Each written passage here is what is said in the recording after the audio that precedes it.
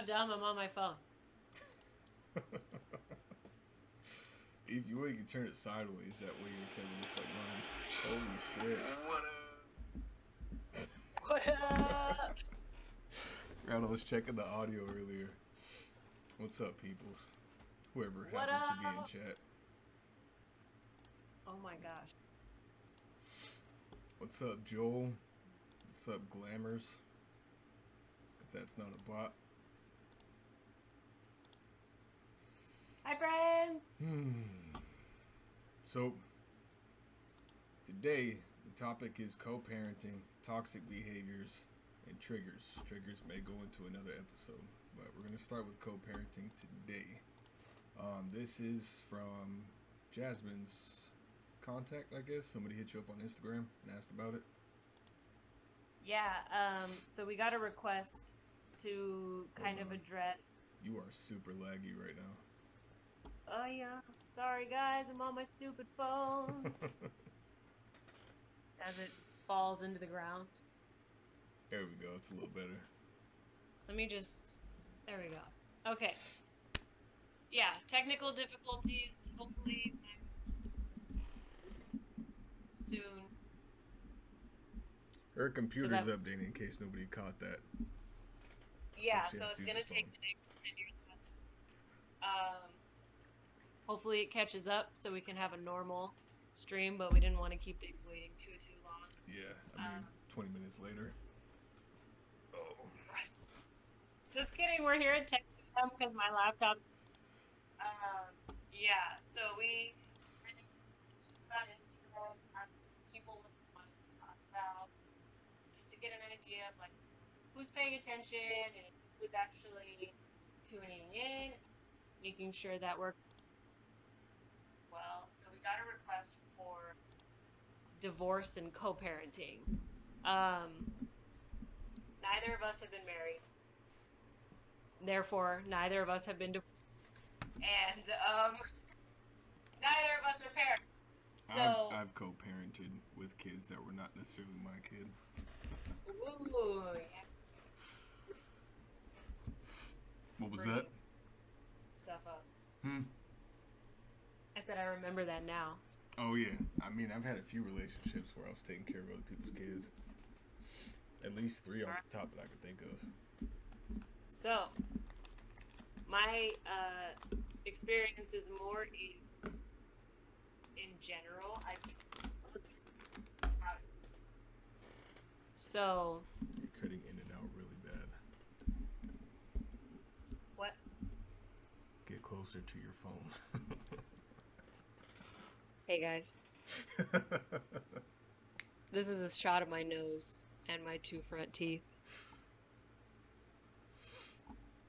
So, since you have experience, how about you start us off today? And I'll just jump in.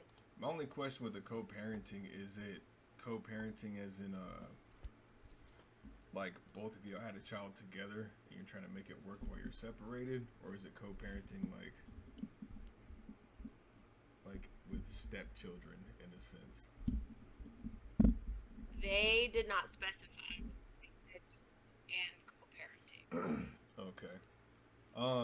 To reflect on what I've been through, the first relationship that I was in, they had 2 kids, both from 2 different dads. That was a very interesting relationship. I think I was 18 or 19, between 18 and 20, somewhere around there.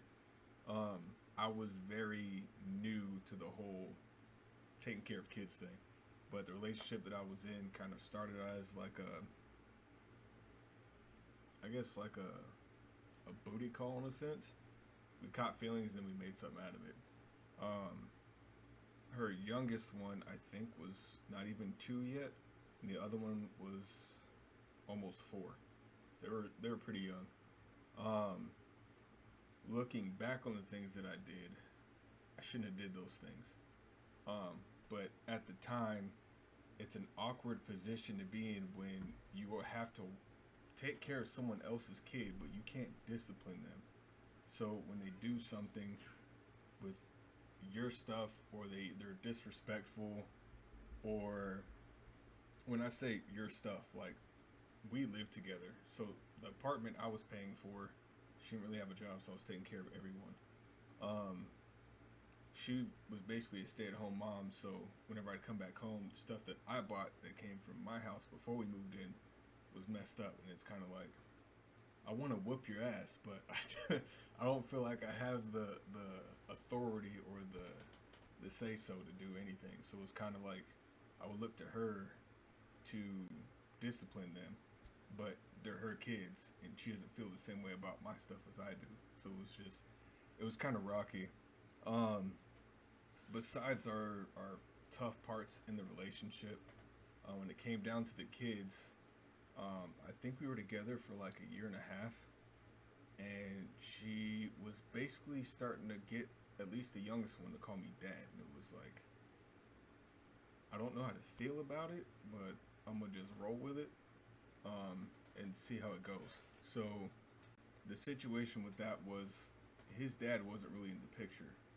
Um, they broke up, and he wouldn't see the kid anymore, especially because she was with me. So he just didn't give a damn. He was doing his own thing. Um, so with that being said, I was just taking care of him as if he was my kid. He was bad as fuck, but I took care of him. Bought them things that they needed. I was I wouldn't call it the breadwinner, bread maker, whatever, however you want to refer to it. I was making the money for our apartment. And she was only getting like $400 a month on like food stamps or something like that. So she took care of the groceries, I took care of everything else.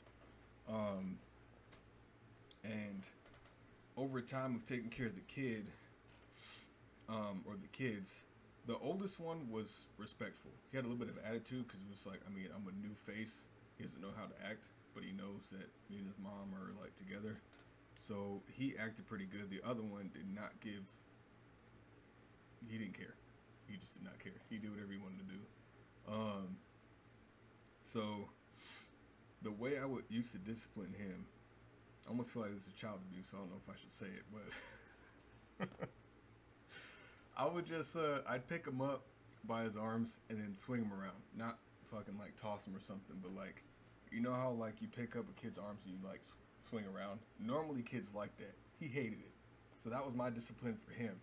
And I used to tell him anytime he would act up is, you want to go up. As soon as I say you want to go up, he would sit down and start crying like, no, I don't want to go up. It's like, all right, so act right. That was my discipline for him. I wasn't hurting him, but it was putting fear into his little heart to where he would listen to what I had to say. So that was the way I disciplined that kid. What other relationships was I in?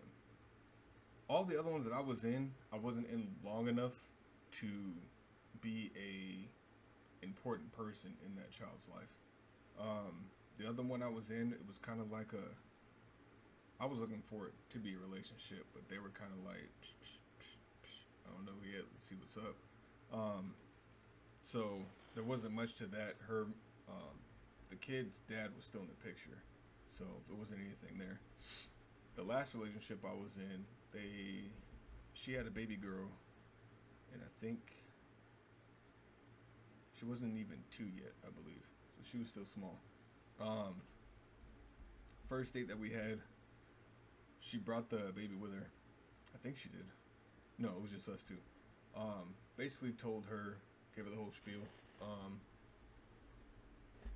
Her dad may not be in the picture, but I will take care of the kid as if she's my own. I will take care of both of y'all. As if you're both my responsibility. We're in this together. I got your back, basically. And she cried over it. We were eating some sundaes. It was a nice little date. After that, real quick, the situation with her and the dad was when she was living in Orange County. Something happened. She moved back to the desert and was out of contact with him, basically. He didn't want to see the kid, but he was still hitting her up, to harassing her in a sense. At least that was what I was told.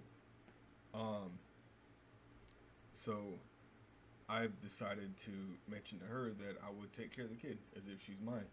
So with her, there wasn't any disciplinary actions because she was a pretty good kid. The only thing was she could not sit still. She always had to move. So anytime she would sit still, she'd start like getting antsy and making noise. So it was like, all right, well, we just have to keep moving, and she'll be fine. And then over time, it was a little bit easier. Before we ended up breaking up, I actually got pretty close to the kid. Before she didn't really like me holding her or anything like that. Excuse me.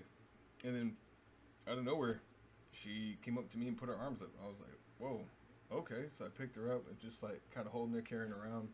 And it was a nice feeling because from the time that we were together, I think it took like a couple months or so.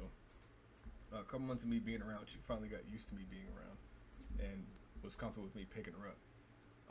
Before she used to cry or things like that, or like try and push out.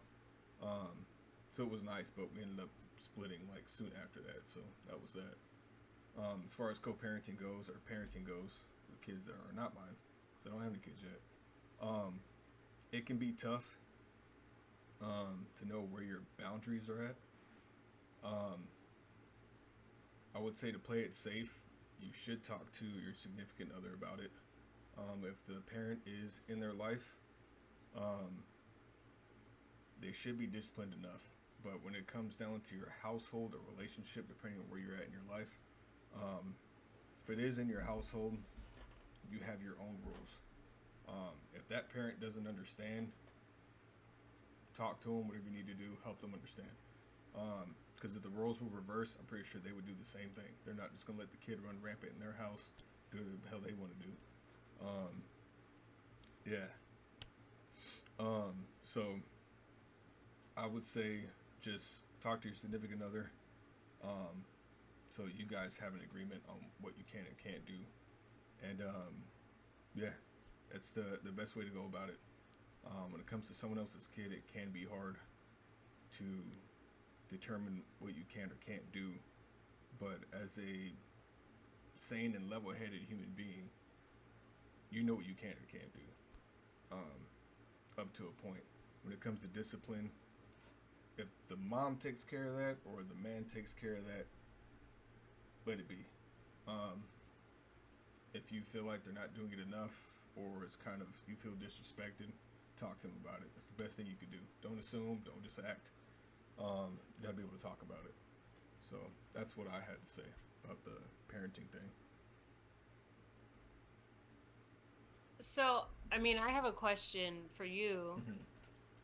How how is that? Because you're managing multiple relationships at once. It's not just building with a significant other, which is part of each other, Mm-hmm. but you have to with a kid or sometimes multiple. So how is that like juggling of multiple relationships? It's almost the same thing as if you were to have a kid with somebody. When that kid comes into the picture, your focus is the kid. It's not necessarily you two. When the kid's asleep or something like that, then it's you two. But anytime the kid's around, the focus is on the kid. If, let's just say, you, your significant other, and the kid go to her parents' house or his parents' house, at that point, there's more people to interact with the kid. You have more time to be with yourself and with everybody else. But whenever it comes to building the relationship, you do have to balance it. You can't just be like, come here, everybody, and just hold everybody. You know what I mean? Like, you have to split things up the way you can. Now, as far as being left with the kids, that's one thing I disagree with. If they are not that, if you're not the parent of that kid, you should not be left alone with the kid. For safety reasons and for boundaries. The kid feels comfortable with people they know the most. You don't want to leave the kid with somebody that you've known for 6 months or a year, unless you guys have been together for like years and you and the kid are solid, or the kids are solid. But being in a situation to where you can't discipline the kid, you don't want to scar the kid. When they're young, they're very impressionable, and trauma is easy. You can easily traumatize a kid. especially if you don't know what their triggers are, what they've been through. It can be hard to gauge what you can or can't do. Um, that's what I have to say about that. Yeah. Besides that, to answer your question, when it comes to balancing, you just have to separate it. When the kid's in the picture, it's the focus is on the kid. But when the kid's not there, then you can go back to your relationship and work on that, build it, spend time together.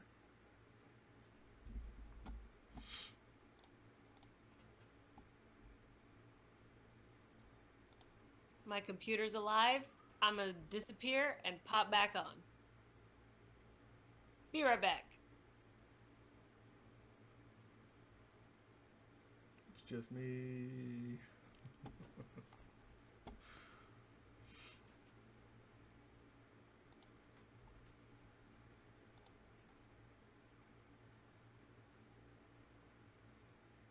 Now she's back. Oh, Excuse me. There we I'm go. alive. Can you hear me? Yes. Yeah. She lives. Awesome. Oh my lord, that was so irritating. Thanks a lot for nothing, Microsoft. Cool. Anyway, I like what you said about knowing where your boundaries are at. Yeah. I think that that's true, whether it's your biological kid or not. Um, yeah, that has to be tough. I mean, one of my boundaries right now, as I've been dating, is like if he has kids, I'm just like, I'm not ready for that. But for me, I work with kids all day long, and it's exhausting.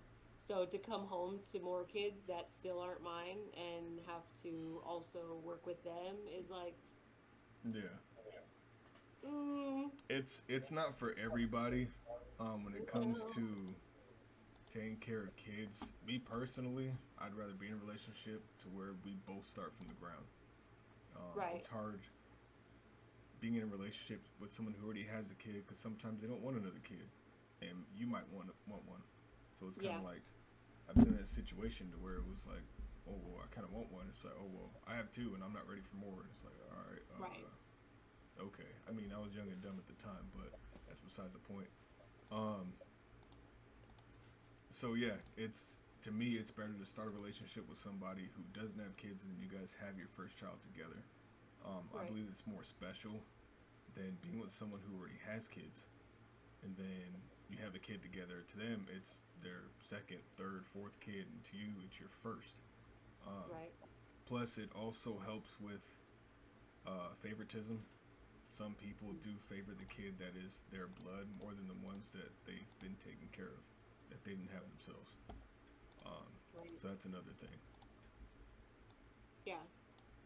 Um, I feel like you bring up a lot of good points, and I see that a lot, even in even being like as a like being a unit and Mm-hmm. having kids together. You're still co-parenting, right? Because you're two completely different individuals from completely different families with sometimes different like religious backgrounds, or I wouldn't call it co-parenting because it's it's not called it's co-parenting, yeah, but the it's idea parenting. is the same. Yeah, yeah. Right, in a sense, but the thing like co-parenting essentially is raising a child together with somebody and adapting to each other's wants and needs with like as it relates to that child. Mm, You have but to do the same separately. thing, not in a relationship. Yeah. But parenting is almost the same thing. You still have to adjust to a different person and their wants and their needs as it relates to that child. In the sense that like it's not the same as being a single parent is what I'm trying to get at. So co-parenting and parenting within a relationship has more in common than being a single parent, obviously, because you Oh have to yeah. adapt to somebody else. I mean, there's two people compared to just one person by themselves. Exactly, Um, exactly. the But reason it's why like I the say idea it's of adapting. different is because co-parenting is when the two people are not in a relationship. At that point, the extremes and differences between the two families is highly noticeable.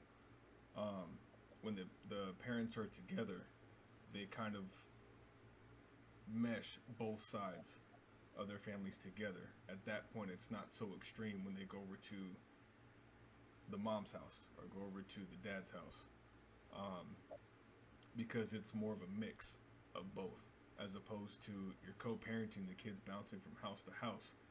Um, it's a lot different. I see it with my nieces. When they go to their dad's and their mom's, and they come over here to their grandma's and grandpa's house. The way they act is like when they're with us for a couple days, they mesh into how we are. Then they go back to their moms, let's say, and then they come back, and they have to mesh back to us again. It's different extremes. It's not like they just come back over here and then they're still in the same, how to say it, the mood, I guess. Their demeanors are different. It's not like they come back and they're right back in it. They have to adjust back to how we are at this house compared to their mom's house or their dad's house. Right, That's right. one And struggle that, with co-parenting that I've seen with my nieces. right. And I mean, that's not Excuse me. really what my like point was as far as saying that co-parenting and parenting are very similar. Ideally, parenting means that there's more of a unit Mm-hmm. versus co-parenting where it's two separate entities and the kids are going back and forth between mom and dad. The reason I say that is that co-parenting can be very similar to parenting Mm-hmm. without the relationship title of the parents, is because that's what I grew up in. My parents went back and forth from being together and not being together. And even when they were together, they still didn't really function as a unit. And so, even with the relationship title and Mm-hmm. them being my parents, I still went back and forth between this is how mom wants things, this is how dad wants things. Sometimes all four of us are together, sometimes we're just with dad, Mm-hmm. sometimes we're just with mom, depending on who's at work or whatever they're doing with their relationship. And the houses that I work in, some of these families that live under the same roof still function as if they are just co-parenting. Gotcha. It's not a unit. Um, and that's what I was going to bring up is that there's a lot of basic things that I have to teach parents during the week. And it's such a weird position to be in because I'm not young enough to be their kid's age. I'm not old enough to be their age. Mm-hmm. I'm not a high schooler or middle schooler or elementary student, but I'm not a parent. Like, so the whole family is just like, what do you know? But I was talking to one of my doctors Mm-hmm. about it, and they're like, actually, that puts you in the perfect position because you can come in completely neutral. Yeah. You're not a child, Unbiased. and you're not a parent. Yeah. You can see both sides, and I'm like, yeah, I'm using that. Um, it's very interesting because even married couples have difficulty raising children, especially if they come from very different backgrounds, Mm-hmm. or they were raised in different cultures, raised with different religious beliefs, um, anything, and they struggle quite a bit because I think this way that, at least in our culture, the way that we parent is changing so much Yeah. based on whatever new thing comes out or who says what is best or what groups or individuals you let influence you as a parent, and you're like, oh, I trust this source and they must be right. It can change across households. Yeah. Your neighbors are completely different parents than you are, and you're completely different than the person across the street, but you all have the same like socioeconomic status. You could all be the same ethnicity. Like, it doesn't matter. Um, it's just I don't. I think it's hard, and I could almost argue, depending on the way your relationship with the other parent ended, co-parenting could be more challenging than adapting to a child that somebody else already had before they entered the relationship with you. Because you're going in, at least at first, very hopeful, and you've got a fresh start, right? Like you're willing to learn who the child is because it's not yours. Yeah. Just you're learning who your significant other is because you want to be with them. When there's a divorce or a separation or a breakup involved and it wasn't clean and it wasn't healthy for the two people that were in the relationship, no matter how hard we try, that falls onto the kid because there's a little bit of that resentment left over. There's a little bit of that, like, not really understanding what's going on that's left over.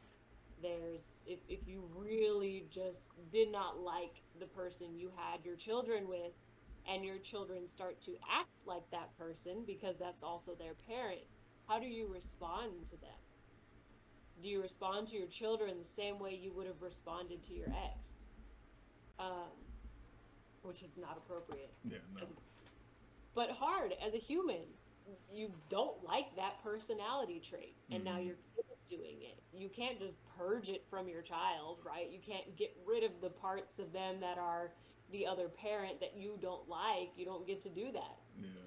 So how do you adapt? Like, you have to learn a whole new kind of patience, and then you throw any mental health issue in there, and my God, it's just this tornado of garbage and misinformation, and oh my God, it gets so messy. I can't tell you. I've been working in homes since 2014 with parents, helping them to adapt to their kids' needs. I have anywhere from, I want to say, 12 to 20 clients at a time. And I would get new clients just, pretty consistently every month, every 2 months, whatever. And then someone would leave the program and new kids would come in, or I would take on more kids. So at this point, I've worked with more families than I can even count.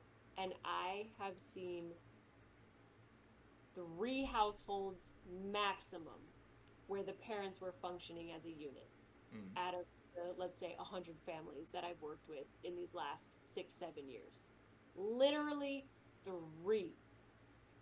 It didn't matter if they were married. It didn't matter if they had been together forever. It didn't matter if they were co-parenting and divorced. The title it didn't matter. It was so random. 3 families. And once you get into other people's houses and you get to see the behind the scenes and you get to see how they're handling the issues coming up with their kids, especially as first-time parents, you really see how challenging parenting is. Because again, it's another layer that adapting to a relationship is hard. Adapting to living with somebody is hard. Having a child with somebody is a whole other level of what has happened, because there's so much more pressure. Yep. Like, if you don't like living together, you can move out, right? If you don't like the relationship, you break up. The child is forever. Whether it doesn't matter if you live together, it doesn't matter if you like that person or whatever. That kid is here, hopefully, for their whole lifetime, right? Yeah. God forbid anything happens. There's so much more pressure in that. I think the keys to it are usually the things that didn't work out in the relationship. So if you're going to raise a child together, you have to, number 1, leave your personal feelings toward that individual out of it. Leave it out of the decisions that relate to the child, because it doesn't matter. Yeah. Like, yes, it matters to you, right? And, please address those things. Don't ignore them for yourself. But when it comes to things related to the child, leave it out. It's just going to make a mess. Any expectations you have for that other person, outside of just the bare minimum of being a good and safe parent, get rid of it. Especially if you're not together anymore. Like, you don't have any say in who that person is. Stop. um, Uh, I was like, why are you laughing? And then I looked at the comment and I'm I don't like, think so, bro. It's not a purchase. You created it.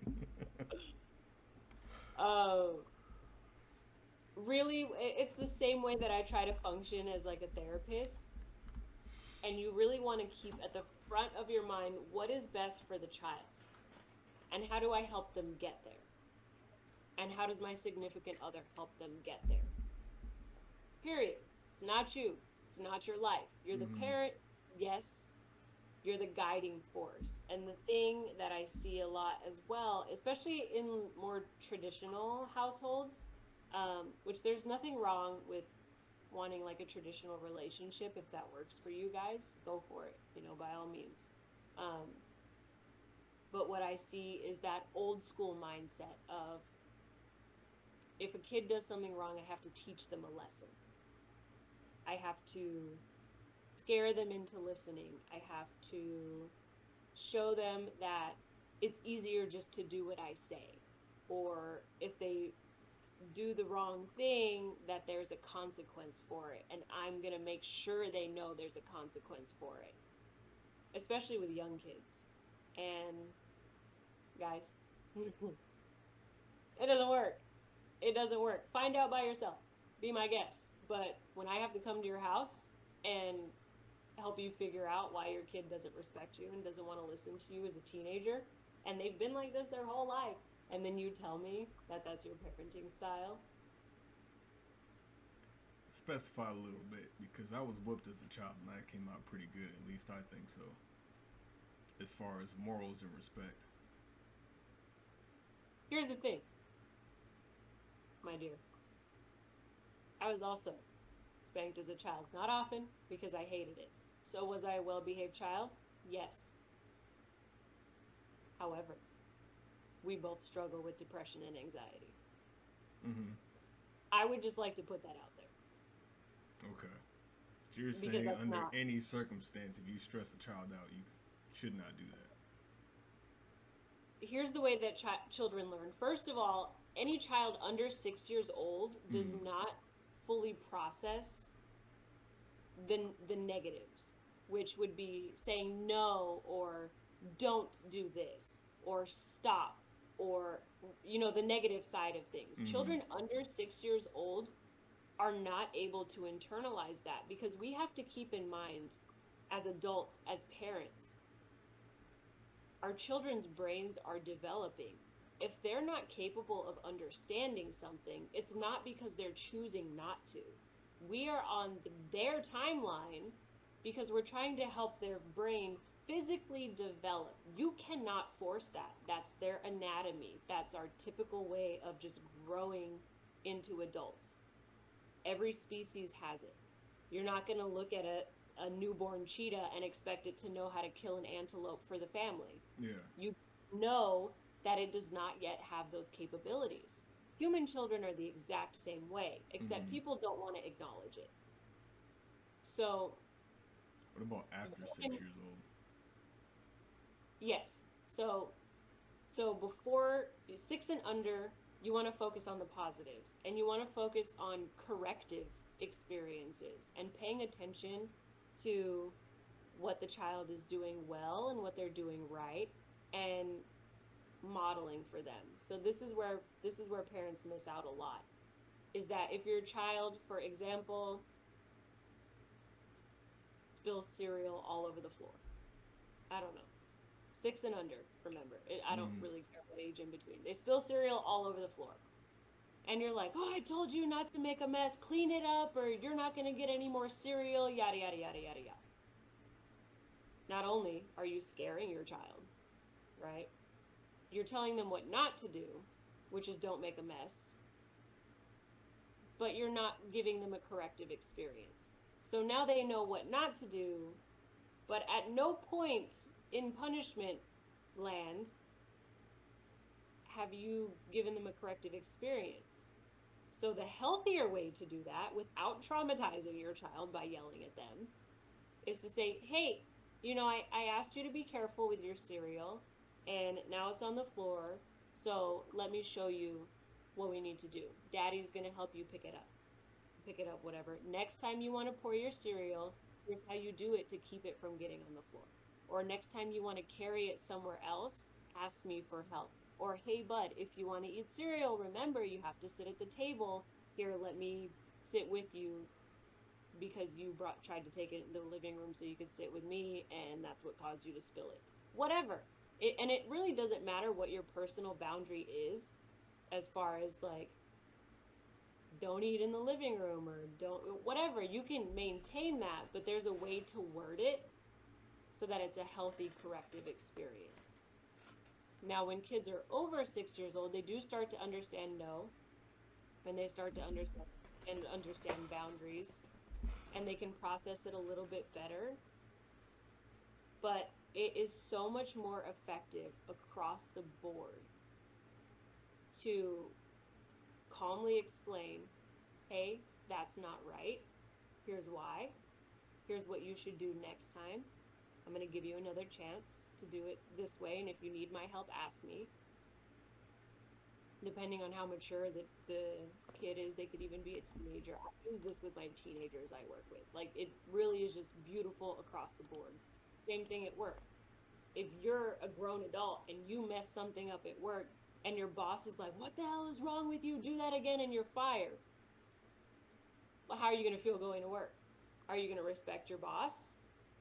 Are you going to know how to correct whatever mistake you made? Are you going to feel you just don't know it again. What if you don't know what you did? Which is... What do you mean? Like, you make a mistake, but you weren't really trained on how to do that. You know what I mean? Like, those expectations that people can have of us, assuming we have the knowledge without ever having given us the knowledge.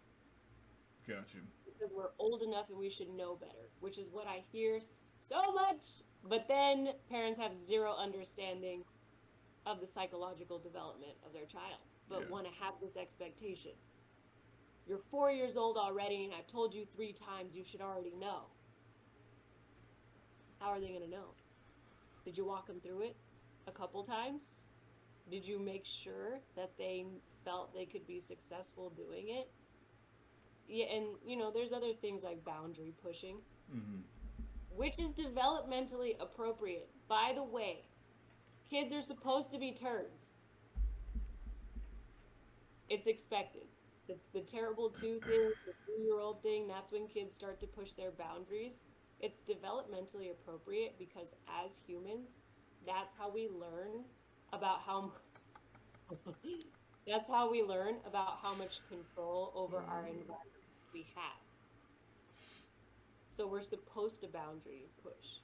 Now, the way to correct that, I mean, I could go into specifics. There is another way to correct that without screaming and yelling and freaking out and trying to like scare your kid into submission. Because what you're going to teach your kid is that, number 1, it's not okay to be themselves. Number 2, it's not okay to make mistakes. Number 3, if they do make a mistake, it's the end of the world and everybody's going to be pissed off at you and there's going to be this terrible consequence. So they should be afraid of trying new things because if they get it wrong, the world's going to crash. Like, is that the kind of person you want your kid to turn out to be? And as parents, you teach your kids by showing them. Hi, sorry. Kids learn by being shown. Where our brains are designed to learn things face to face, hands on, doing them together with an adult. Like, that's what adults are there for. You're the guiding force that's going to help your child learn how to navigate this world. They're not going to get that from YouTube. They're not going to get that from TV shows. They will pick it up from peers at school if you leave that up to the peers at school. Be my guest, but you're not going to like what comes home. You know, that's really what it is. If your kid shows a natural interest in something, foster it, because your kid is who they are when they come out of you. We do not get to dictate who they turn into. They are who they are.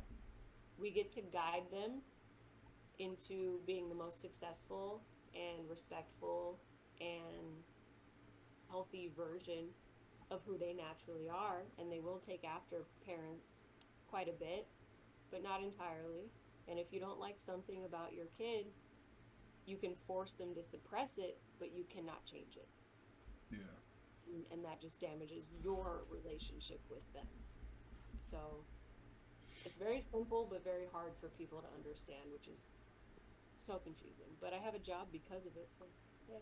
Yeah. To touch on what you're saying, Beers, I'm gonna take a guess and say, like, when it comes down to referencing how something is now compared to how we had it before, um, I went through that with my parents quite a few times, to where it was back in my day. I even seen it from their parents, to where things were different in their time period.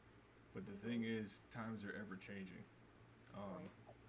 I mean, the Zoomers now. I don't know how old y'all are, but the Zoomers now, they are so much different than how we grew up. Um, if anything, they're more reckless, and I don't want to say reckless. They're more out there. They're not as, I guess, reserved as our generation is. Um, they kind of just they see something and they're like, we doing something about it. Um, that goes for anything. I mean, you see that shit on TikTok, you see it on Instagram. A lot of these kids they just do it, and no matter what it is, they're just out there. Um, they grew up with technology already.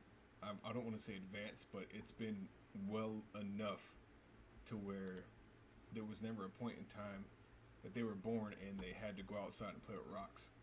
They were born into most likely playing with a smartphone and knowing how to use it by the time they were two. Um, Back in our day,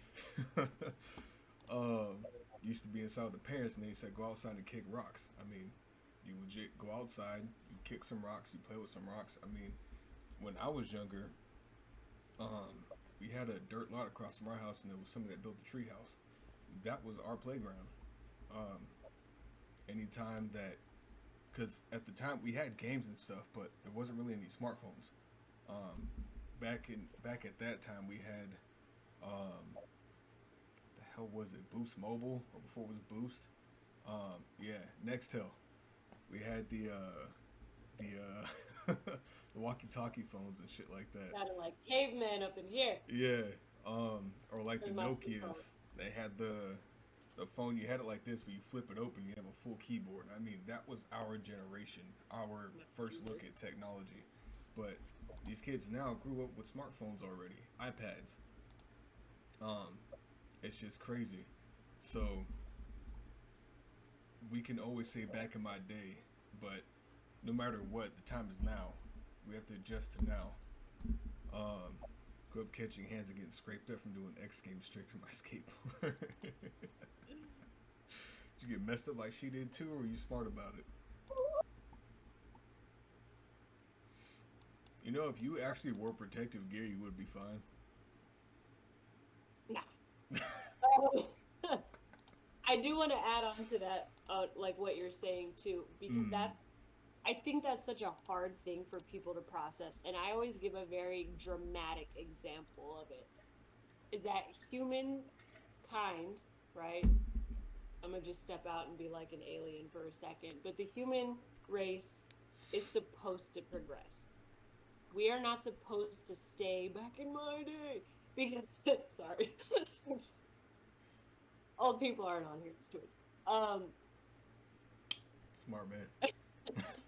But it just like, think of the Roman Empire and how we all learned about that in school and how they had this super advanced society and everything was so cool for them and the way that they did things was so normal. And now we look back and we're like, what was wrong with these people? Like the human species has always been like this. It's more rapid now because of technology, which comes with a lot of positives and negatives, as everything does. Mm. And when that hits with parenting, when those things collide, it's very hard, especially for the in-between generations. like our parents' generation, Mm. is that in between of, well, our parents had to go through this war and, the Great Depression, and they were raised with those values and morals where it was like we survive and we're united as a country, and that's what's the most important. And then our parents didn't really have that same pressure, but they were sort of raised in that way, but saw that the world was different, so they didn't have to maintain those values to survive. And then they had us, suckers, where we had a childhood outside without technology. We got to learn how the world works through trial and error. And then technology hit us pretty early on, and then we adapted to it because we need to keep up with the generation now who was born with technology. Yeah. Sidebar, if I see another 1-year-old holding a smartphone, I swear to God, Straight I'm up. so tired of it. I'm so goddamn tired of it. Our brains need human interaction. That's why your kid can't talk at 5 years old. Because you're just like, oh, shut up, here, take my phone. I can't. Pet peeve. Oh, my Lanta pet peeve. Woo! I'm gonna go catch, somebody about to catch this hand out at a mall. Do it again. 5-year-old in the fucking stroller with a goddamn smartphone. Yeah. Anyway. Back in our day, this whole video call thing would not be a thing. Right. I mean, I had a computer when I was 8, like 3rd grade was when we got my first computer. My dad already worked at Best Buy, and he was like, yeah, get my kids everything, because why not? And I'm just like, yes. But I would get bored, and I'd be like, and I'm still like that. So people get mad at me. They're like, are you ignoring me? Why are you mad at me? And I'm like, bro, I left my phone at home. I don't want to be attached to this digital world because I walk outside and I can't relate to what's going on.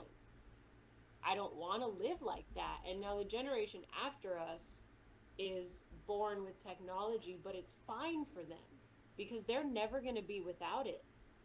And our parents are like, oh my God, all these kids with their technology and it's so annoying, go outside. And in our day, we never would have. And it's like, well, yeah, but you learned how to survive with what you had. These kids are doing the same thing. It's not wrong just because it's different. Yeah. They're learning how to survive in their generation because they have to, because we all had to. They just have different tools to do it. Do I recommend balance? Absolutely. In fact, there's been quite a bit of research showing that the 10 and under group is, it was like 20 times more likely to become addicted to technology than 11 and up. Yeah. No, you got to see what he said before. Yeah, I'll fight you. I'll fight you. Don't make me do it. I don't want to fight anybody, but I got a good hand. Just kidding. And phones aren't bad necessarily. It just, if the screen time is over 45 minutes every day, and that's screen time. That's not phone time. That's screen time. TV, computer, video games, cell phone, all of that. If that added up is over 45 minutes a day, that's when it's not good for your kid. Yes, they do need to know how technology works, again, because they have to survive in their generation.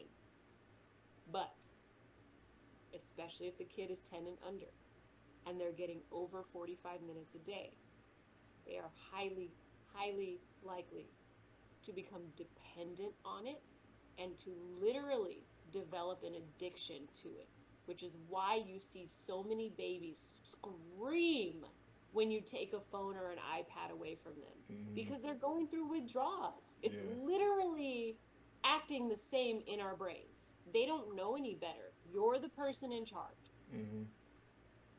You make the decisions. You set the boundaries. And the other thing too, while we're talking about parenting, because we talked about the communication, we talked about letting go of expectations, respecting differences. The other thing is consistency. And this is where humans fail time and time and time and time and time and time and time and time and time again. The other thing about our brains as children is that we are designed to thrive with consistency as children. We are learning how the world works. We're learning what the rules are. We're learning what our boundaries are as human beings. We're looking to our parents or our caretakers, whoever's there for us, to show us what those boundaries are. Now, if you give in one day and then you want to be super strict 2 days later about the same thing, Mm. and you're not listening to your boundaries, is it the kid's fault? No. It's not.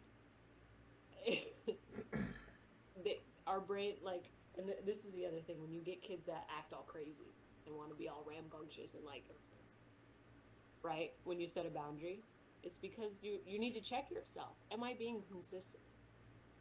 Because they're looking to you for the same response in the same type of situation every single time so that it sinks in. You don't get to say it one time and expect them to have mastered it and they know how the whole world works. And now every time after that, if they don't listen to you, they're being a crappy child. Their brain doesn't operate the same as an adult. It's way different. Right. And I think it's one thing that we don't pay attention to. We assume that the kid should be capable or conscious of certain things when we talk to them. But really, Right. I mean, a kid's brain is ADHD on crack. I mean, they're thinking fast as hell. At least I see it with my nieces. Their brains are moving fast. I mean, there's never a dull moment. You cannot sit a kid down and expect them to literally just sit there. That's why kids fall asleep on car rides. There is no stimulation. They get bored and there's nothing they can do in the car. So Like that's another thing. I mean, consistency is key because you can tell them one thing one day and they'll probably test you again within that next half hour or so and see if they get the same response. If you're all of a sudden more relaxed, you ain't so tense at that next point in time, I mean, they might be like, oh, okay, I mean, it was just that one time. They told me not to do it that one time. They'll just keep going with it.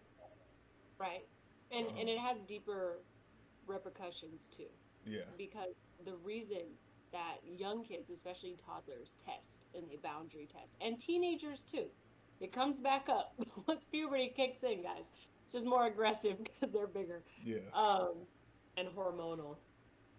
But the reason that they do it, the reason that we all do it, is because we're learning who we can and can't trust. And that starts at that toddler age. So if you're inconsistent with your boundaries and your rules, your kids are learning not to trust you. Period. Like, that's what it is. So it's not just like, oh, well, I was tired one day and you understand. They don't understand. They don't know. You have to be consistent no matter how hard it is. The same thing with consequences. And the reason that teenagers can be so feisty and not listen and not follow parents' rules is because most of the time, from what I've seen, it's not consistent and they don't trust you. And I had that with my parents, where my dad had the same consequence every single time we misbehaved. And so it was like, I'm not even going to misbehave because I already know what's up.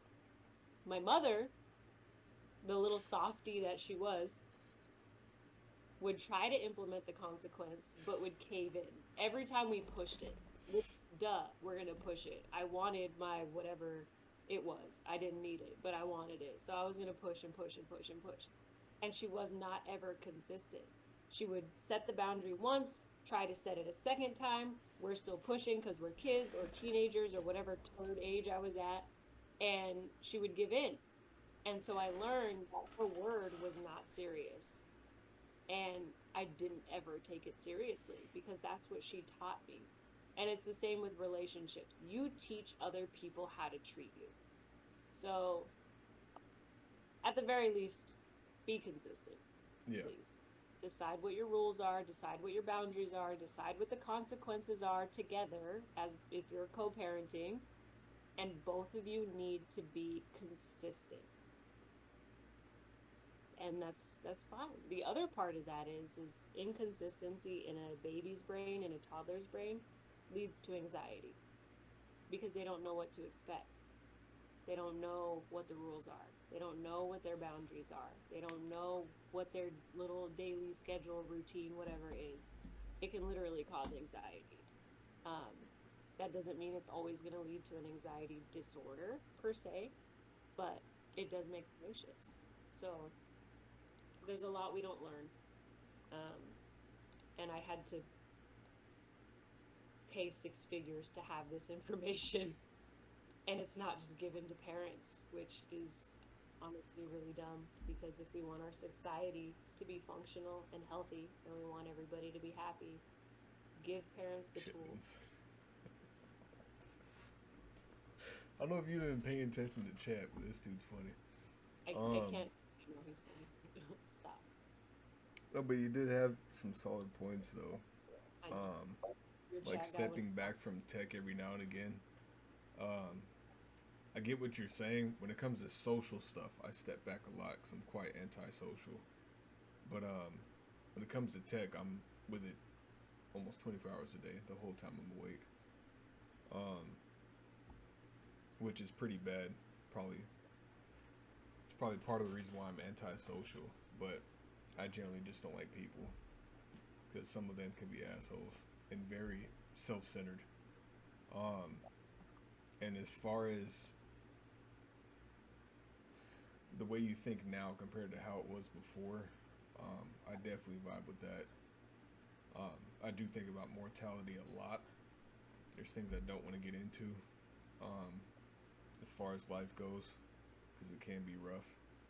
But yeah, it's whenever you get older, you see things in a broader vision, as opposed to when you're a kid, you literally have tunnel vision. Whatever's right in front of you, that's your focus. But once you get older, you see a lot of things you didn't notice before. And that smacked me at 18.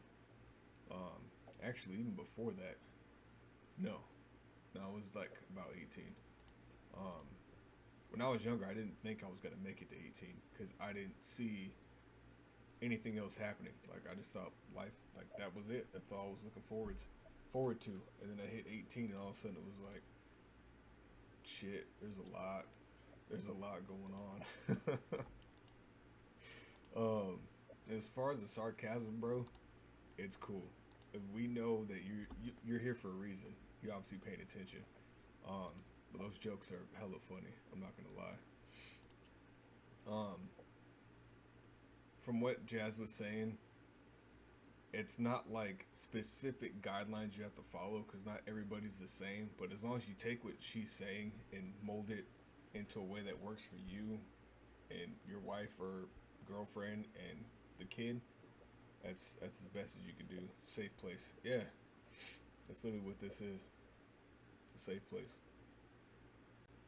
You want to move on to toxic behaviors and triggers, or Let's just do. I wanna save triggers. Triggers is gonna be a heavy talk. I know I have a lot to say about triggers because I talk about it a lot during the week. But we can go into. I kind of think the toxic behaviors and triggers kind of go hand in hand. Ooh. So I kind of want to talk about triggers today. We don't have to get as deep, but we can bring up this in the next episode as well, along with toxic behaviors. But I do want to touch base on it today. Yeah, we could do a little intro. Also, sidebar, come to me for all of your parenting needs before I have kids, while I'm not biased. I got tools for days. Yeah. Also, sometime in the future, come catch us for attachment styles and how that affects how you develop relationships for the rest of your life. But not right now. TBD. All right. Take us away. Topic switch. Whoop. Telling me to take us away? Take us away. I mean, toxic behaviors. There's things that we do that don't necessarily vibe well with ourselves or other people. Um, no one's perfect. Everybody's got toxic behaviors. Some are more extreme than others. Um, Along with that, there's also perception. Some people take things more serious than it is. Um, Me, from personal experience, I didn't notice it before, but I project a lot. Um, and the people that I'm close to, I expect them to know me already when I don't even know myself. Um, so I do have a tendency to assume people know things when they don't.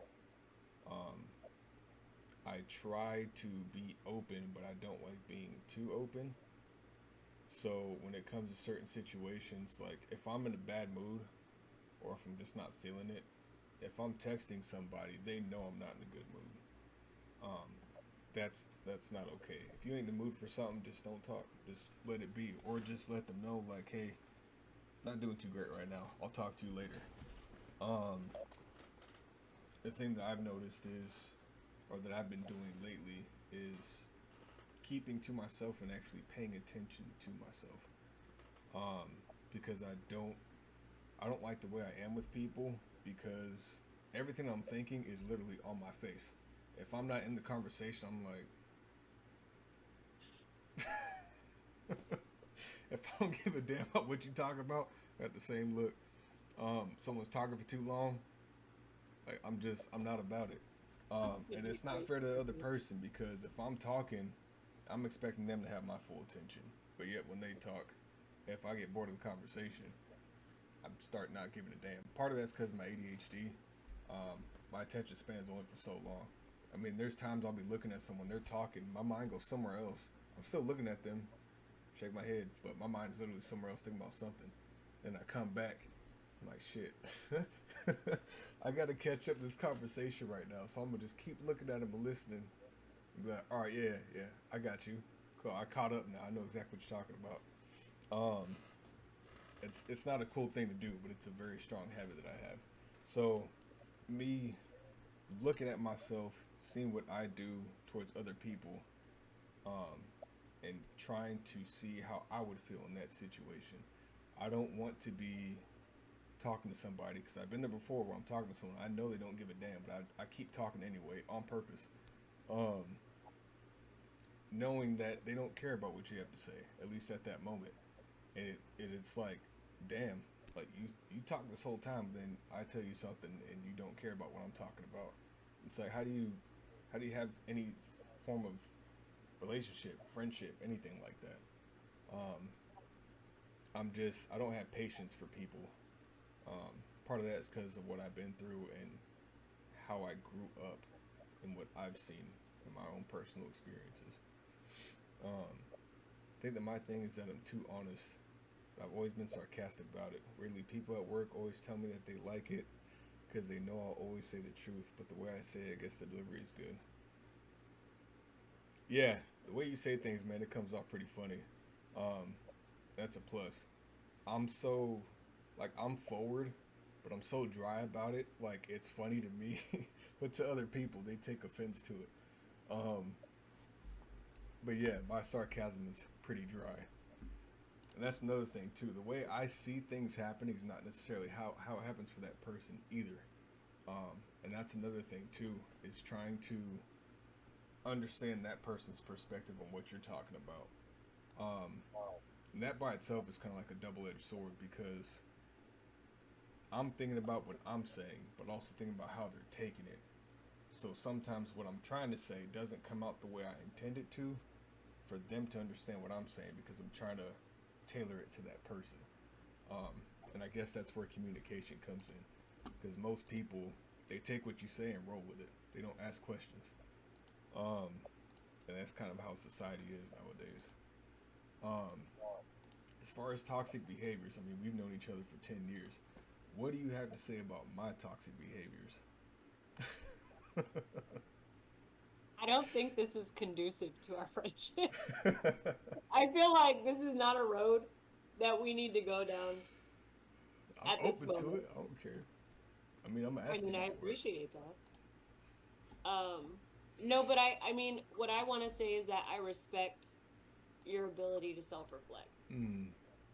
because over the time that I've known you, and this is true for most people, is that again, because we're on this timeline of our brains developing, right? And we kind of talked about this before. Our brains are developing until our mid 20s. So up until then, and the last part of our brain to develop is our frontal lobe, which is the center of logic and our personality traits. So up until then, we're literally learning who we are and developing our sense of logical decision making and learning to not respond so much to our emotions up until our mid 20s. That's normal across the board. So I just want to get that out there. Um, I guess I should say typical, not normal. Yeah. Um,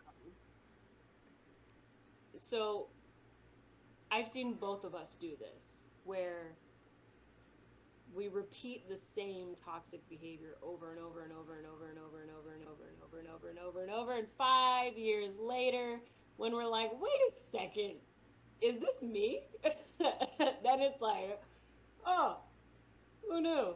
My bad, everybody I dated for the last like 5 years. Mm-hmm. I just figured this out. But again, part of that comes with being able to go through life, make those mistakes, develop our sense of who we are, who we want to be, and gaining this deep sense of logical decision making, and then settling into that and accepting that and adjusting and learning to make decisions based off this new place. Um, so I can just really appreciate like your ability to self-reflect and say, hey, you know, one of the things that I've learned about myself is that I do project onto others. I do have this expectation that people can sort of read my mind, and then I get upset when it doesn't happen. Yeah. That's one that you and I have in common. Um, Again, I forgot to say this earlier.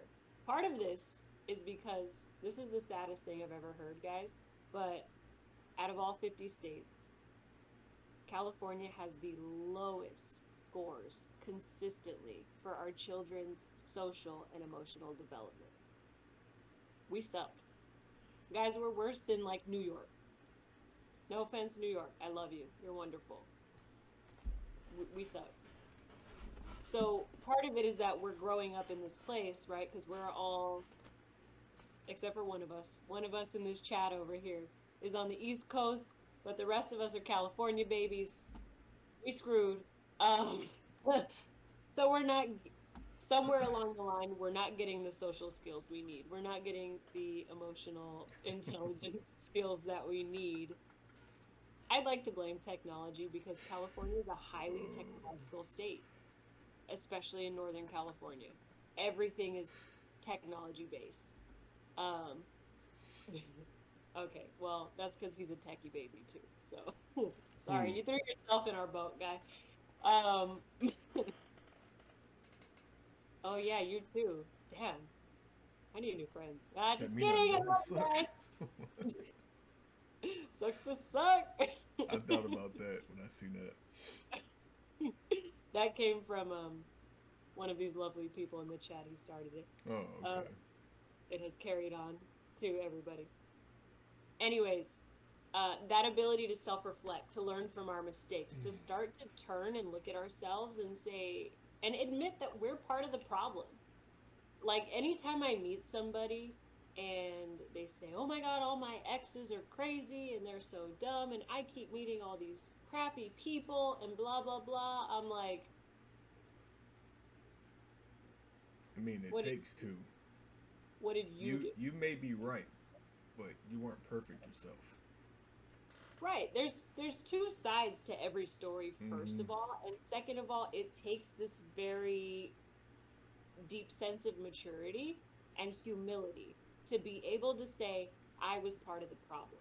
And I started making myself practice that. So when I meet somebody, and this might be why I'm single, I don't know, but I don't care. I'm sticking with it, guys. Um, I've started to say when people ask me about my relationships, I will say, yeah, these are the things that I didn't really like about how he was, but this is how I was in response to that. And we both contributed to the downfall of a relationship or a friendship or a family relationship falling apart Yeah. or a work relationship falling apart. I was that person, Beers. I was definitely that person. Just to touch base on it real quick, I want to say my last 4 relationships, I feel like I was with some crazy women. Not only were they crazy, but I was not the best boyfriend. Um, when we had first started talking, kind of stepping off a little bit, um, my personality, at least what I made myself to be when I was younger, kind of carried up till now. When I meet people, it's something like a front, and when I meet these chicks, they like the front, but once they really get to know me, I'm super laid back. Um, and I'm not that person that comes up with a plan to go have dinner at a certain place or take you out to the mountains to go camping or let's go to the strip in downtown Palm Springs or let's go fly to Texas. I'm not that kind of person. It's kind of like they could say something like, "Hey, you want to do this? Fuck yeah, I'm down." Like I'm down for whatever, but they assume that I am that type of person. So like once they get to know me, I'm super laid back and it's like, oh, he likes to play games and chill. I like to go do things. But instead of telling me like, hey, let's go do this, they're just kind of like, yeah, no, I'm not feeling it. And I wondered to myself like, why do they break up the relationship? Everything seemed to be okay. They weren't communicating, which is goes both ways. Um, and I always looked at it as if they were the bad person. It's their fault we're not together. Um, they were a bitch. They probably doing something behind my back. I never looked at myself to think how I was making myself look. The last relationship I was in, I took her out to eat, and then after that, we didn't really go anywhere after that. I would just go to her house. We would kick it with her parents, kick it with the baby, watch some TV or something like that, and it was kind of like what we would do. And her mom pointed it out one day, and it didn't click then, but it clicked afterwards. She said, "What's the point of him coming over if you guys are just gonna chill at the house all day? Like, why don't you guys go do something?" I was like, immediately the first thing came to my mind was, I don't have that much money. But if you want to make something happen, you got money. You just put it in the wrong place. Um, and I realized that now, not at the time. At the time, it was like, I mean, I don't got money. I mean, she works too. If you got money, we can put our money together and go do something. But if not, I'm cool. I'm cool with chilling. Um, but that's part of the thing to where I didn't see myself as the problem. Um, I just seen it as everything was on her. She didn't really communicate. She was always like going to the gym and doing things like that, but we never went and did things. Every time we hung out, it was at her house or at my house, mostly her house, and we would just kick it all day. So being that person and being where I'm at now, I'm still not at 100%. I'm still working on myself. I still don't like hanging around people for too long. My social media drops. I got like maybe 2 hours tops, and then I'm literally tired. Like I'm yawning. I'm just like, I want to go home. I'm just over it. So yeah, thanks, man. I mean, I appreciate that too, though, because from the other side, I've experienced that consistently, where it's like when I don't like to break things up and generalize, so I'm going to try to word this very specifically to my experiences. But the people that I have dated um, have all done the same thing. It's like, ooh, I really want to like, wait, what? Oh no, your chat did something funky. It's fucking Streamlabs, man. Burn it. Burn it to the ground. Don't tell him how to live his life. He is welcome here. Go ahead and repost what you said, bro. Do it again. Do it again. Yeah, I gotta fix Streamlabs. They're super picky when it comes to that. Yeah, put Joel in charge. He'll figure it out. I mean, he's not here. He might be here. I don't know. OBS He over told me not to Streamlabs. call him out. Streamlabs has the extra little stuff that helps out, so I like it. I had OBS, and I had to restart stuff every time. So, I mean, I've almost every relationship I've been in has started the same way. It's, wait, I'm interested in her, I like her, whatever. Let me get her to be with me. There's this inherent Thanks, man. belief that there's, I'm cool to hang out with for like 2 hours. yeah, he's cool. I mean, he's funny sometimes, but then you're just like, damn, this kid's still here. Like, I'm just kidding. Yeah, right. I'm just being a dick. It's like it's a competition, right? Like, oh, she's got all these other dudes. I better be the best Straight one, up. and I better go get her and make sure it's me she picks. And it's like, bro, stop. So they're doing all this extra stuff, right? Like Like a I'm gonna competition. communicate, and I'm gonna take her out, and I'm gonna spoil her, and I'm gonna text her every morning and tell her all these wonderful things. And then he wins, and you end up in the relationship, and then it's like, well, sometimes I just want to chill. I don't always want to go out. And it's just like, that's literally all I want to do. And that's exactly what we just spent the last 2 months doing. So what's going on? Like, Yeah. what is happening? So before I go on a rant, I'm going to stop myself right there.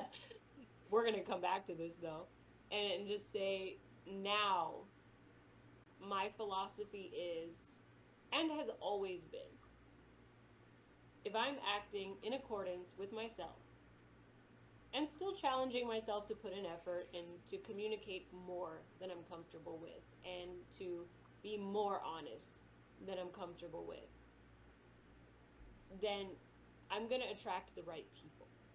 I don't want to be like, ooh, I better be extra sexy and laugh at his jokes more and eat super dainty and go on this diet so I'm like super hot so he'll be with me and not these other hoes. And then later on, when I dress like this and I'm just like eating cookies in the bed at midnight, chilling with some socks and a shirt on, just like, what's up, bro? Like, I don't want it to be a big thing. You're literally signing yourself up for a temporary relationship by going into it as someone other than yourself. And that's just a waste of time. Like, who cares if you like me or don't like me?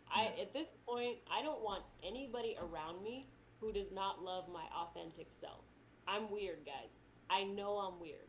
I can go from tomboy to weird goth looking chick to oddly girly to 2-year-old at Disneyland to the most antisocial hermit you've ever met in 3 seconds flat in the same day. So, but I'm fine with that. And that's the thing I think we all need to work on is once you're comfortable with who you are and you learn how to give yourself permission to be that person consistently and not have an emotional reaction to the opinions of others, those toxic behaviors kind of fall off the table because you're not doing anything that's not authentic to your true self. Because ultimately, that's where toxicity comes from. When you're acting out of character, when you're going against your own intuition and instinct, when you're presenting as somebody who's not your true self with an ulterior motive. Yes, at the time, there could be good intentions, right? You want to do your best for somebody you just met. There's good intentions there, but at the end of the day, in the long run, that's where toxicity comes from. And other things too. Obviously, if you have mental health concerns that are out of control and you haven't addressed them yet, or you're not even aware that they're there yet, and you're still on that journey, that can lead to a lot of toxicity. If you have unhealed relationships with family members, parents, if you have unhealed trauma, or don't even know that you've been through trauma because our brains like to block that stuff out to keep us safe and calm, you're gonna have that. But if you get to a point where you realize like I had to do this, and that's why I'm saying this now, is I had to stop and look at myself and say, even when I want to let somebody in, I'm choosing not to. Even when I'm not mad about something, I'm choosing to fight about it. That's out of my character. That's out of who I want to be, but I can't control it. I can't stop myself, even when I know that it's not who I am or what I want to do. That's when I had to stop and say, okay, what else is going on? And then as I started to improve my mental health and I got my own therapist and I went to school to become a therapist and I started working with people, learning from them, that's when I was able to figure out, like, wait a second, I've been through things that are classified as trauma. I've been through things that would classify as domestic violence. And I grew up like that. And I didn't know it.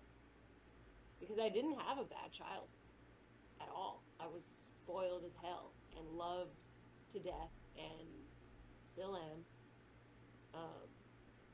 So it can be very hard to figure those things out. But if you notice that you're acting out of your character, and you also notice that you can't really help it, and you can't really control it, chances are that there's something else that you haven't found yet. You haven't addressed it. You haven't sat with yourself enough in quiet, without technology, without TV, without social media, without people around you, without using substances. You haven't sat in that time long enough to figure out what's inside your body to fix it. And that could be damaging your relationships without you even wanting to. And so that's kind of where I think we can pick up on next week, because that's going to lead into a whole other conversation. Yeah. But yeah, no, I appreciate your growth, and I for sure see it. And you're like the worst communicator in the universe when it comes to texting people back. On the phone, you're totally fine. And in person, it's hilarious. Like, I like the time we get to spend together face to face. If you want me to be honest, it's because you can't escape it. It's right there. When it comes to a text, it's like, I'll see it. And I'll like pre-read it. Like, you can see your notification bar. I'll read the message and be like, I don't know if I want to respond to that, or I don't know what to say to that, so I'll get back to it later. And then you don't. I do, just eventually. Yeah, 5 days later. Eventually. Uh-huh. Speaking of what you said, Beers, I wish I was like that, because I am the opposite. I was bullied when I was younger, believe it or not. And because I was bullied, it may be... I thought this video froze.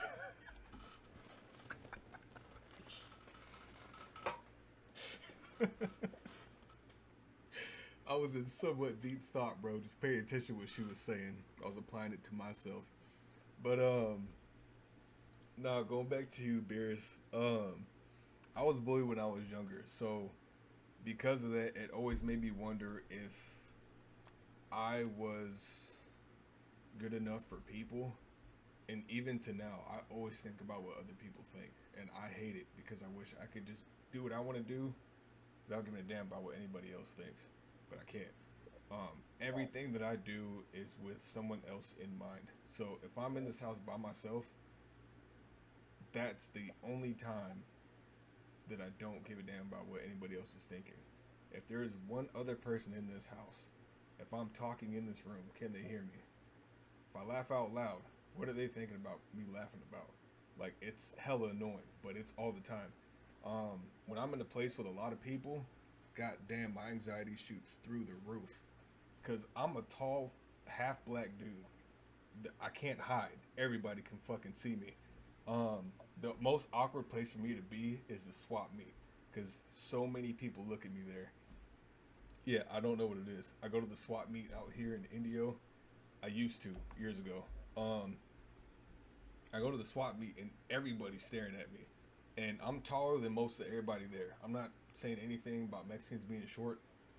It's just how it is. I'm taller than everybody there. So when I'm walking around, people are always like looking, and to me it's awkward as hell, because I don't like people looking at me. I don't like any attention. I like to just be in my own lane, my own bubble, don't bother me. But anytime I'm somewhere else, I feel like eyes are always on me. So every action that I do is basically someone's looking at me. I always feel like I'm on some, not necessarily a TV show, but somebody's watching me. Someone's looking at me doing whatever I'm doing. So every action that I do is thought of beforehand. I don't just do anything just to do it. And if I could explain that to you and show you what I mean in a better way to help you understand how stressful it is and how much anxiety I get just from being out in public, it sucks, man. It really fucking sucks. So I admire that you can be like that. It's fact, though I do be short. But I tell people that God knew I was scared of.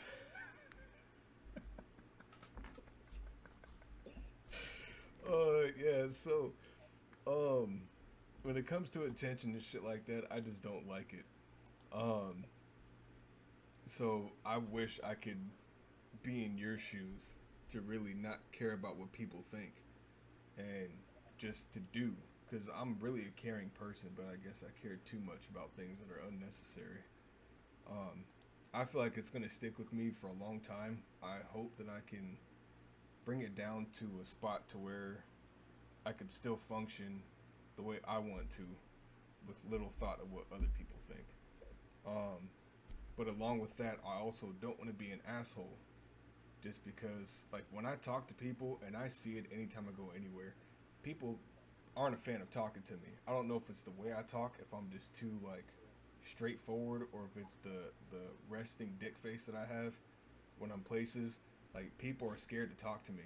Tellers, I mean, I was at the DMV the other day, and the lady calling people in, she was calling in everybody else before me. And I'm like, do I need to smile at you? Like, what do you want me to do? But she was like, oh, are you here for so-and-so? And I was like, yeah. Like, okay, we'll go ahead and step inside. I go inside, and nobody's really talking to me. They're just really quick about it. But they're having conversations with other people, and I'm like, I don't know what it is. Like, I go out in public, and I don't know if it's like an aura, if it's my face, if it's the way I dress, if it's how I look. Like, I don't know what it is. But I just feel like people don't feel comfortable around me except for the people that know me already. And it kind of sucks, but it is what it be.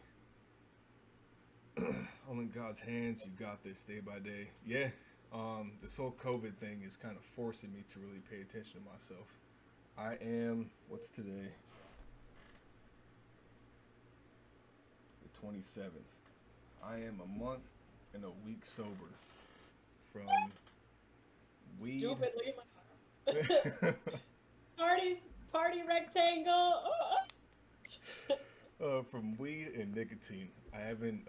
I was super crazy on vape. I was vaping a lot. So having my mind be clear and really put things into perspective, it helps a lot. RDF. I'm gonna steal that. I don't know what RDF stands for, bro. You said resting dick face. Oh. All good people say I look mean in real life, but when they get to know me, I'm super nice and sarcastic. But I have the RDF too. I guess when I'm alone, my wife says I look mean. You know what I think it is too? Like, and again, I don't want to get too much into this right now because we're going to be here for 4 hours. And yeah. No thanks. I love you guys. I could talk for 4 hours, but what? ADHD kicked in, and I just remember something that Beerus said. Fridays are only the days y'all stream. Yes. Unless for some reason, like people being busy on a Friday. Besides myself.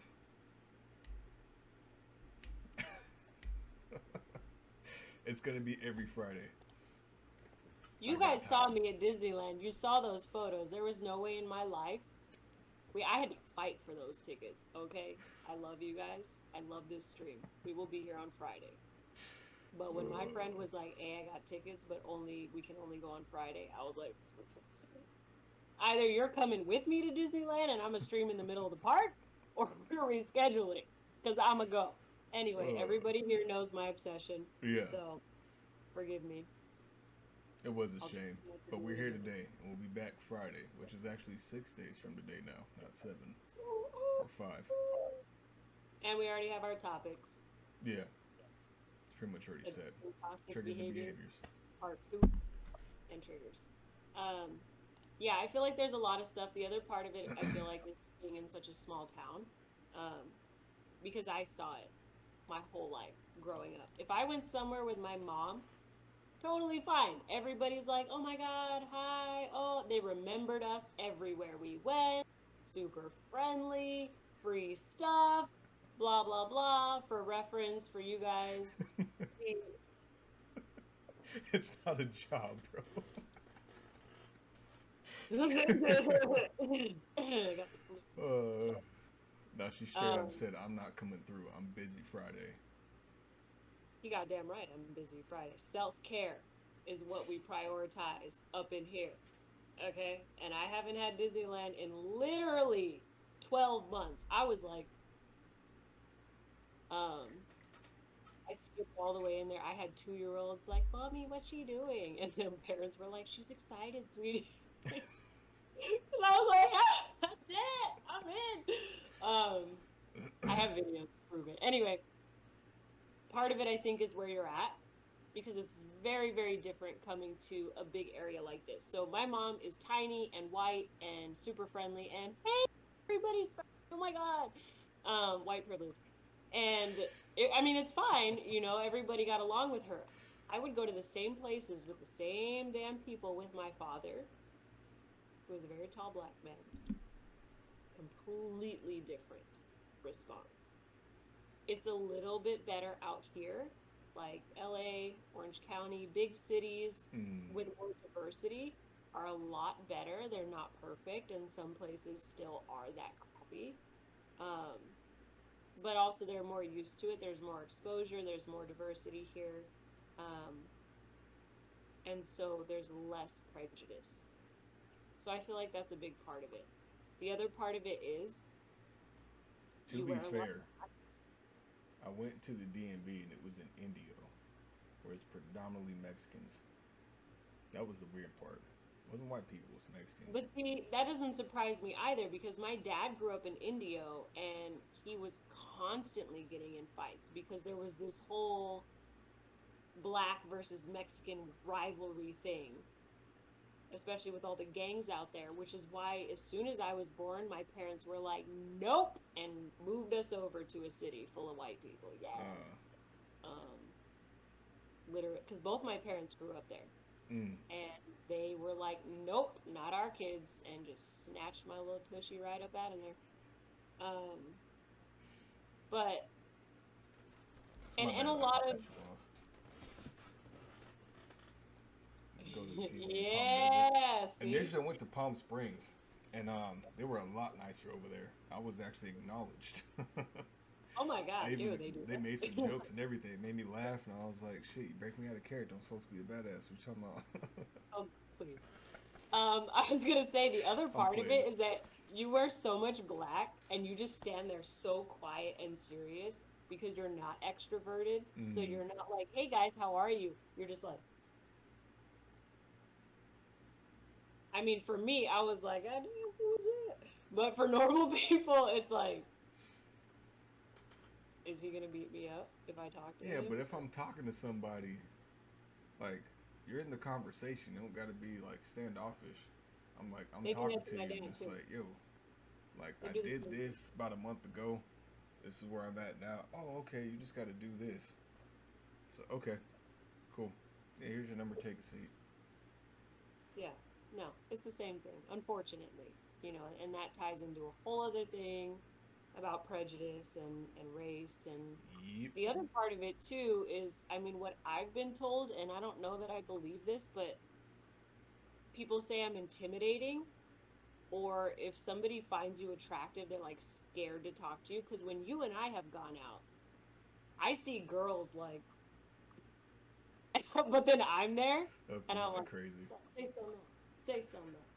Um, and they like want to talk to you and they try to pretend I'm not there and I'm like, "Girl, please, I'm cute. You ain't competition." Not that it was. Back then it was competition in my head. I I was don't like, remember those times, by the way. "She ain't even cute."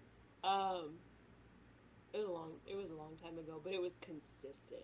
Mm. Whenever I go anywhere with you, girls are like, And people might stare at you because you're a black guy with green eyes. So, like, that's the reason I stared at you. I'm just like, Yeah, but even still, like, I get the looks, but like, follow up with something. It's like if I'm going somewhere and a chick has like a fat ass. I'm just saying, she has a fat ass, and I'm looking at her fat ass, and she looks at me, and I'm like, oh shit. I'm not just gonna that's like me. that's awkward as hell. It's like you got a fat ass. Like, you know what I mean? Like, say something. Um, when I was Don't say young, that. people had no problem saying, "Oh, you got pretty eyes" or something like that. And my response to that my mom told me to say was "thank you." That's all I ever say is "thank you." Um,